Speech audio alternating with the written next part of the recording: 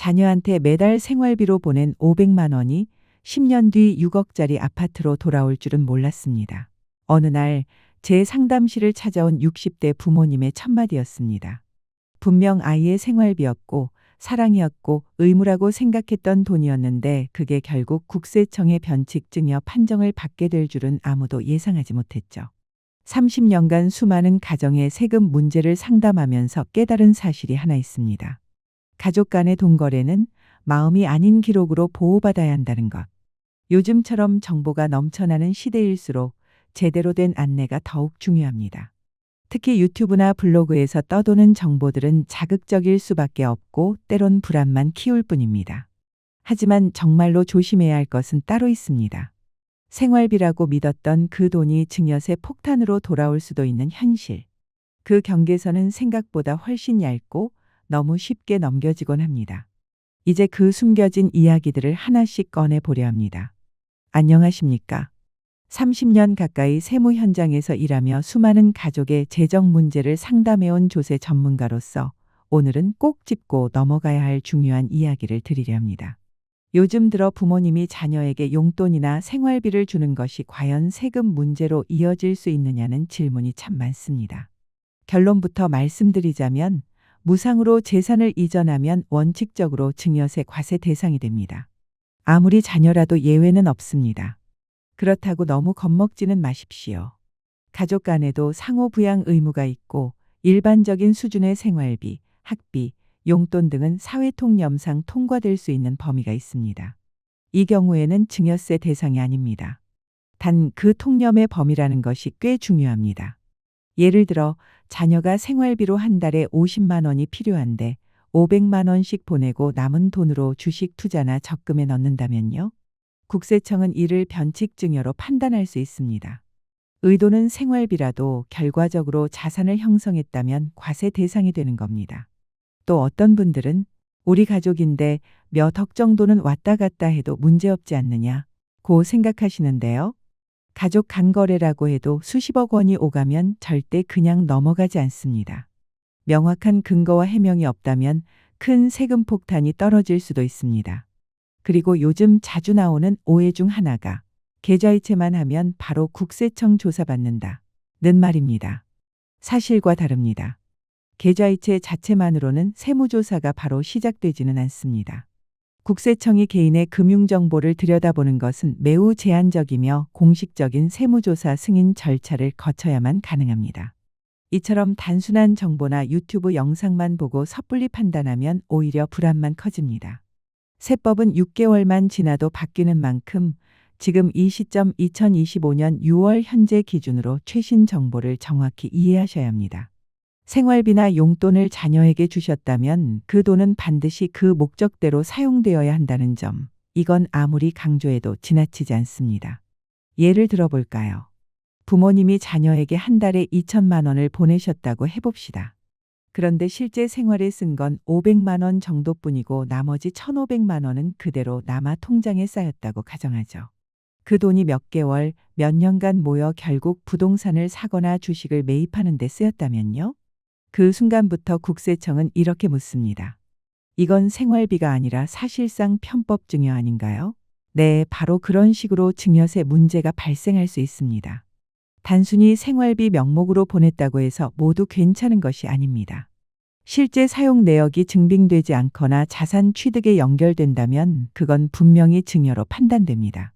그리고 또 한 가지 중요한 조건이 있습니다. 받는 사람이 경제적 능력이 없을 때만 생활비나 학비 지원이 비과세로 인정될 수 있다는 점입니다. 쉽게 말해 자녀가 이미 대기업에 다니고 연봉이 1억 원이 넘는 경제적 자립 상태라면 매달 수백만 원씩 생활비를 보내는 것은 명분이 약합니다. 부모님 마음에는 도와주고 싶다는 진심이 담겨 있을지 몰라도 세법은 감정이 아니라 소득과 자산 흐름으로 판단합니다. 반대로 자녀가 아직 학생이거나 유학 중이거나 소득이 전혀 없는 경우라면 부모님 또는 할아버지 할머니가 보내주는 교육비나 생활비는 사회적으로 용인되는 범위 내에서는 문제되지 않습니다.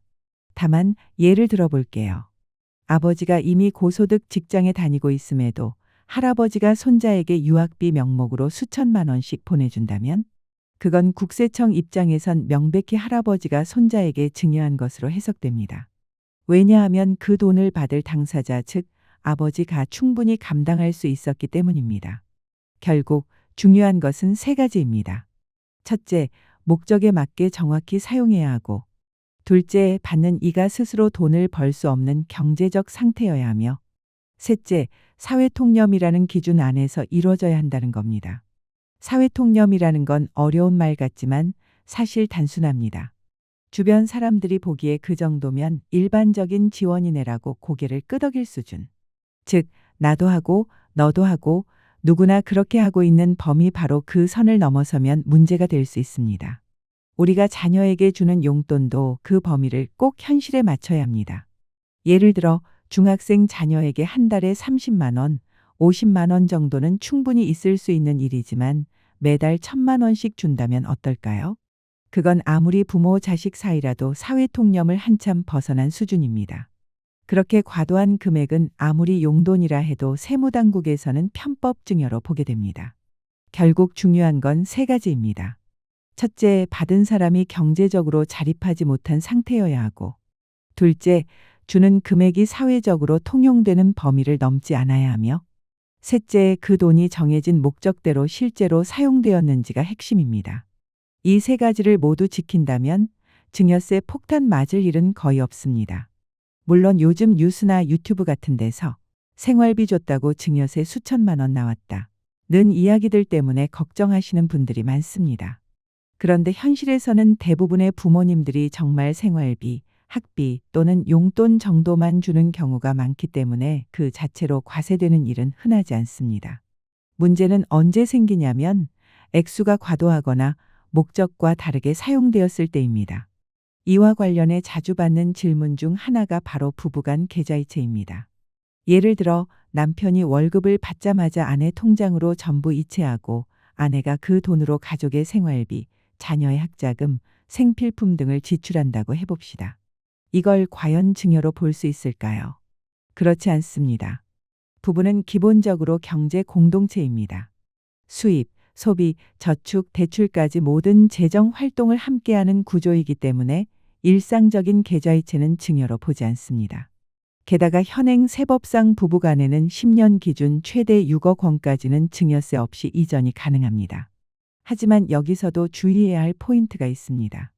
만약 남편이 매달 2천만 원씩 아내에게 이체했고 그중 일부는 생활비로 쓰고 남은 돈을 수년간 차곡차곡 모은 다음 어느 날 아내 명의로 고가의 아파트를 구입했다면요? 그 순간부터 국세청은 이렇게 묻습니다. 자산을 누가 마련했고 그 명의는 왜 바뀌었는가? 생활비로 쓰인 돈은 괜찮지만 남은 돈이 아내 명의의 자산으로 이어진다면 그것은 명백한 증여입니다. 반면 그 아파트를 남편 명의로 구입했다면 문제가 되지 않겠죠. 결국은 누가 자금을 만들었고 누구 명의로 자산을 샀느냐가 핵심입니다. 요즘은 가정마다 재테크와 저축을 많이 하시다 보니 이런 부분이 자칫하면 큰 세무 리스크로 이어질 수 있습니다. 가족 아니니까 괜찮겠지 라는 안일한 생각은 버리시고 평소부터 이체 목적이나 자금 흐름을 분명히 해두시는 것이 가장 안전한 방법입니다. 남편이 생활비 명목으로 아내에게 매달 이체한 돈이 결국 아내 명의로 자산이 형성되는 데 사용되었다면 그건 원칙적으로 증여로 판단될 수밖에 없습니다. 결국 돈의 최초 원천이 누구였는가 그리고 자산이 누구 명의로 귀속되었는가 이 두 가지가 핵심이죠. 이제 많은 분들이 걱정하시는 질문으로 넘어가 보겠습니다. 1천만 원 이상 계좌이체하면 무조건 국세청에 걸리는 거 아닙니까? 결론부터 말씀드리자면 절대 그렇지 않습니다. 이런 오해가 생긴 이유는 유튜브나 커뮤니티 등에서 너무 자극적인 정보만 퍼지기 때문입니다. 여기서 중요한 건 현금 거래와 계좌이체는 전혀 다르다는 점입니다. 현금으로 하루 1천만 원 이상을 입출금하거나 거래하면 이건 금융정보분석원 FIU에 자동 보고됩니다. FIU는 이 정보를 분석해서 필요시 국세청, 검찰, 경찰 등 관련 기관에 전달하는 시스템을 갖추고 있습니다. 하지만 FIU가 보고했다고 해서 곧바로 조사 대상이 되는 건 아닙니다. FIU는 주로 지하경제, 범죄성 자금, 탈세 우려가 있는 사례에 주목하고 있고 단순한 생활 자금 이체나 가족 간 지원 같은 건 해당되지 않습니다. 예를 들어 음식점이나 상품권 판매점, 금거래소 등처럼 현금 거래가 필연적으로 발생하는 업종은 FIU 보고가 되더라도 대부분 제외 대상입니다. 반면 현금 거래가 많지 않아야 할 개인이나 업종에서 현금이 수시로 입출금된다면 그때는 국세청이 주목할 수 있죠. 또 어떤 분들은 계좌이체도 1천만 원 넘으면 조사받는다 고 착각하시는데요. 계좌이체는 기본적으로 조사 대상이 아닙니다. 국세청이 일반인의 계좌를 열람하는 건 매우 제한적이며 반드시 세무조사 승인을 받은 경우에만 가능합니다. 그리고 그 세무조사도 공무원이 마음대로 하는 게 아니라 상급기관의 사전 승인과 타당한 사유가 있어야만 진행됩니다. 보통 어떤 경우에 계좌가 열리느냐면요. 첫째, 개인 또는 법인 사업자가 세무조사 대상이 되었을 때.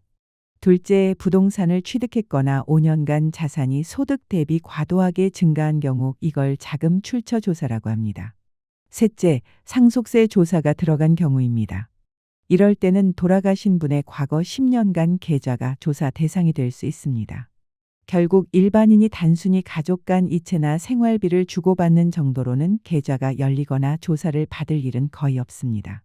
단, 특이한 금액 흐름이 반복되거나 자산 취득과 연관되었을 경우에는 예외입니다. 세 번째로 국세청이 개인의 계좌를 열람하는 대표적인 경우는 상속세 조사입니다. 고인이 되신 부모님의 재산을 상속받는 과정에서 국세청은 통상적으로 최대 10년간의 금융거래 내역을 추적하게 됩니다.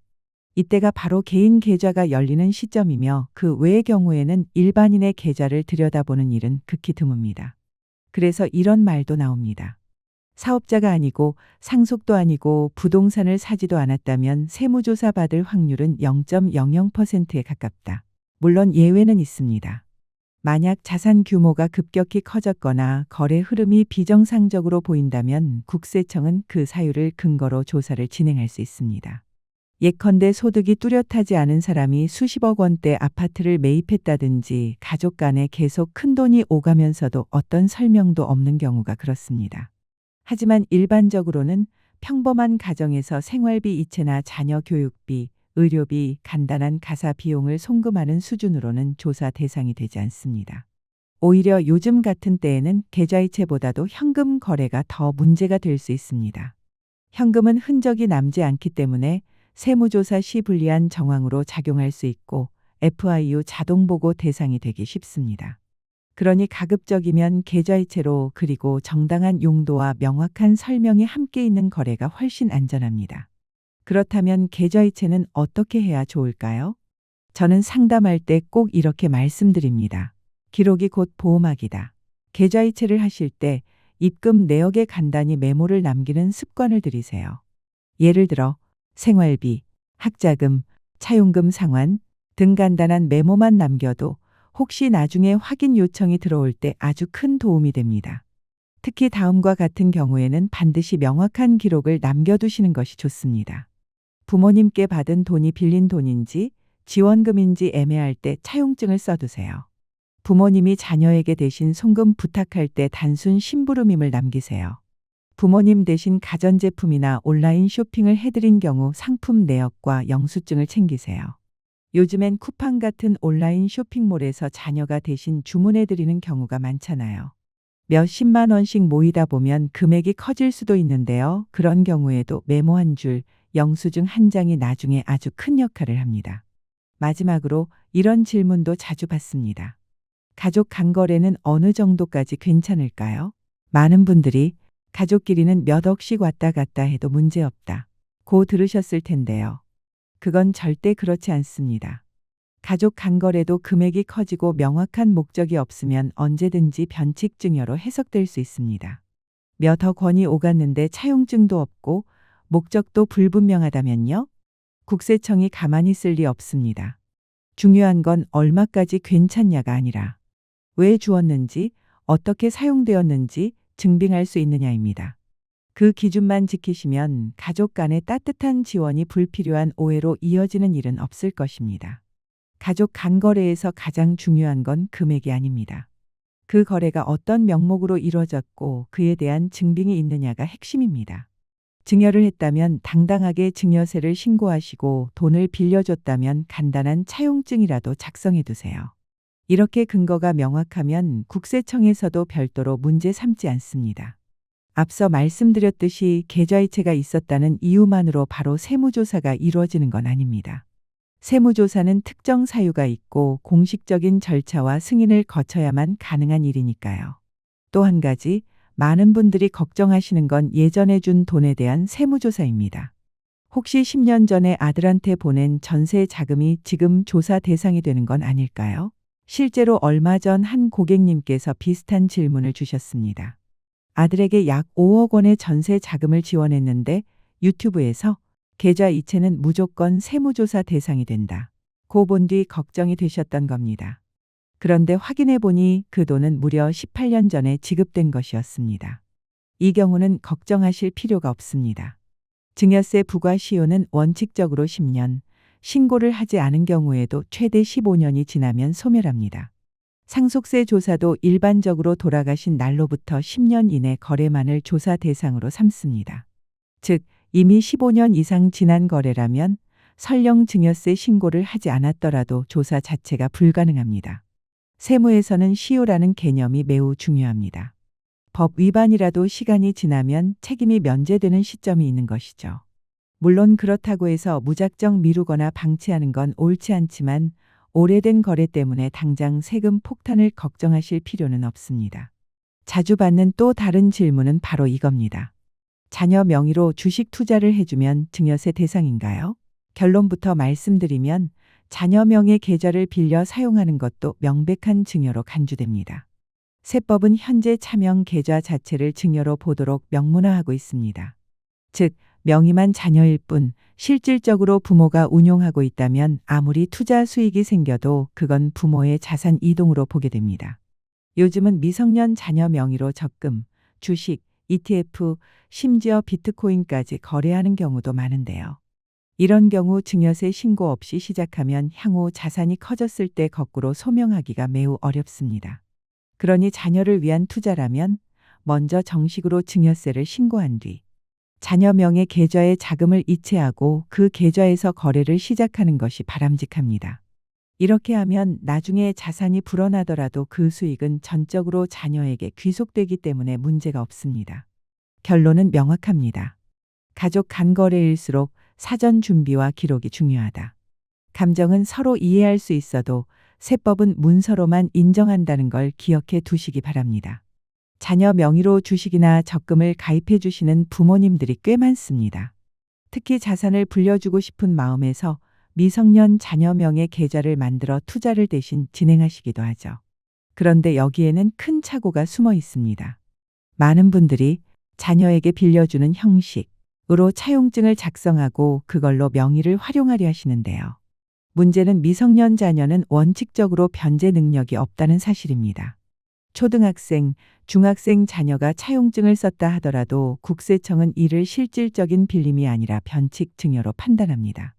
그리고 설령 수익이 났다 해도 그 수익은 자녀가 직접 벌어들인 게 아니라 부모가 차명 계좌를 이용해 자산을 운용한 결과로 보기 때문에 결국 과세 대상이 되는 겁니다.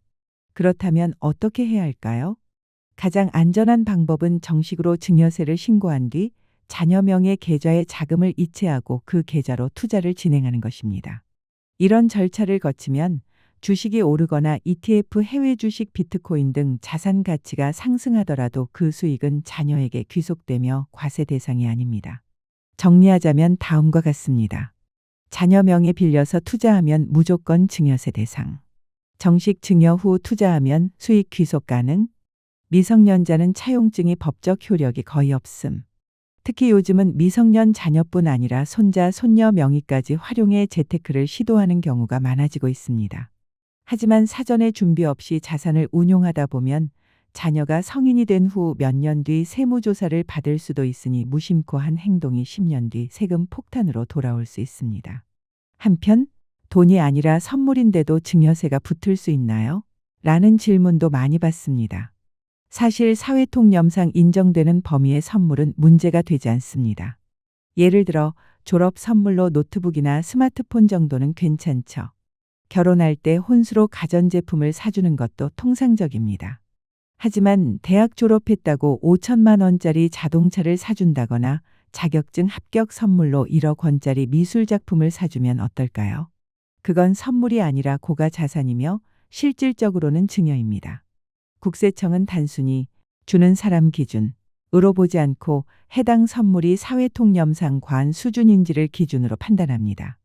예컨대 이사 기념으로 300만 원짜리 냉장고를 사줬다면 괜찮지만 1억 원짜리 TV를 사줬다면 그건 혼수품이 아니라 고가 자산이죠. 기금 속 자동차, 고가 미술품처럼 가치가 인정되는 자산을 선물하는 경우 반드시 증여세를 고려해야 합니다. 결론적으로 말씀드리면 가족 간의 선의도 세법 앞에서는 반드시 형식과 절차를 지켜야 보호받을 수 있습니다. 가족이니까 괜찮겠지 라는 생각보다는 기록과 명목을 정확히 남겨두는 습관이 여러분과 자녀 모두를 지키는 방법입니다.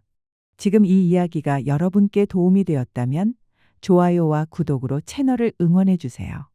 이 콘텐츠는 더 많은 분들이 꼭 알아야 할 복지 정보와 실제 사례를 전하기 위해 제작되었습니다. 여러분의 구독과 좋아요는 정확한 정보가 필요한 분들께 전달되는 데 큰 힘이 됩니다. 앞으로도 신뢰할 수 있는 정보로 찾아뵙겠습니다. 시청해 주셔서 감사합니다.